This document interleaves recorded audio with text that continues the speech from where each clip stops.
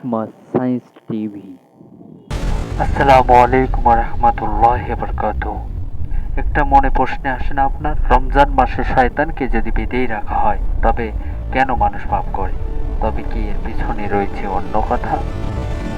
রাসূলুল্লাহ সাল্লাল্লাহু আলাইহি ওয়াসাল্লাম বলেছেন, রমজান এলেই শয়তানদের শিকলে বেঁধে ফেলা হয়। তাহলে রমজানে শয়তান বন্দী থাকলে এই পাপগুলোর দায় কার? আমাকে দিয়ে এই পাপগুলো কেই বা করাচ্ছে? আসল শত্রু শুধু শয়তান নয়, আমাদের ভিতরের মন, যা আমাদের পাপের সাহায্য করে। يخادعون الله والذين آمنوا وما يخدعون إلا أنفسهم وما يشعرون।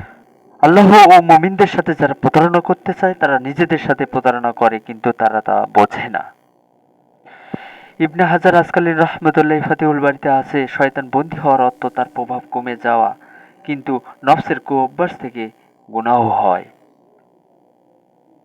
ওলামায়ে ইকরাম বলেন, সব শয়তানকে বন্দী করা হয় না, বরং শুধু প্রধান শয়তানকে শিকলে বাঁধা হয়। ছোটখাটো শয়তানদের প্রভাব কিছুটা থেকেই যায়। মোট কথা এটাই পরিষ্কার, 11 মাসের শয়তানি প্রভাবে এবং ছোটখাটো শয়তান এর প্রতারণায় মানুষ রমজানে পাপ কাজ করে।